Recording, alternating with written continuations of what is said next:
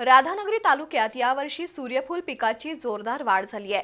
बऱ्याच वर्षाच्या खंडानंतर शेतामध्ये सूर्यफुलाचं पीक जोमानं आलंय। आशेचे नवे किरण निर्माण झालेत। गेल्या अनेक वर्षांपासून अपेक्षित उत्पन्न मिळत नसल्यानं शेतकऱ्यांनी सूर्यफूल पिकाकडे पाठ फिरवली होती।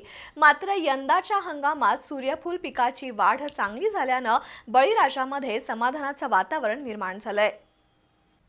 राधानगरी तालुक्यातील विविध भागात यंदा सूर्यफुलाची पेरणी मोठ्या प्रमाणात करण्यात आली आहे।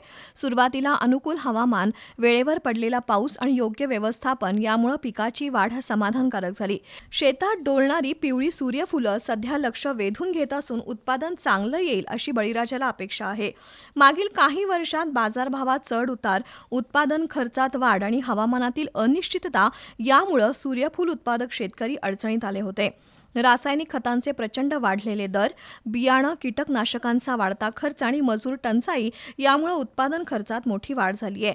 परिणामी अनेक शेतकऱ्यांनी या पिकापासून अंतर ठेवलं होतं।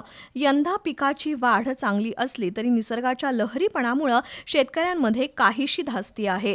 अवेळी पाऊस, तापमानातील अचानक बदल किंवा कीड रोगांचा प्रादुर्भाव झाल्यास उत्पादनावर परिणाम होण्याची शक्यता आहे। सध्या शेतकरी बाजारभावाकडे लक्ष ठेवून आहेत। उत्पादन चांगलं आलं तरी योग्य दर मिळाला नाही तर सर्व परिश्रम व्यर्थ जाण्याची भीती शेतकरी व्यक्त करत आहेत। शासनानं हमीभाव जाहीर करून खरेदी यंत्रणा सक्षम करावी अशी मागणी होतीये। यंदाचा हंगाम सूर्यफूल उत्पादकांसाठी दिलासादायक ठरेल अशी आशा व्यक्त होतीये।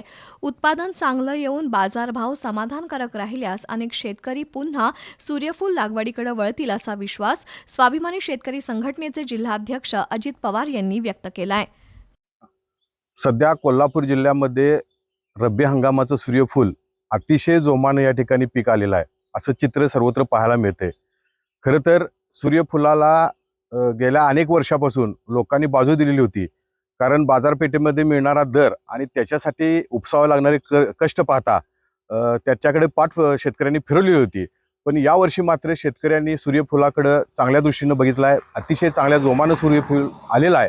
पण भविष्यात हे 90 ते 100 दिवसाला काढणीला येणारं पीक 100व्या दिवशी ज्यावेळी काढणीला येईल त्यावेळी मजुरांची संख्या तीव्रतेने जाणवणार आहे। आता सध्या आम्हाला खताचे वाढलेले दर हे सगळं पाहता आणि भविष्यातल्या मजुरांची टंचाई पाहता सूर्यफुलाला अतिशय चांगल्या पद्धतीचा मार्केटमध्ये जर दर मिळाला तर एक चांगल्या पद्धतीचं उत्पन्न या कोल्हापूर जिल्ह्यामध्ये सूर्यफुलाला होईल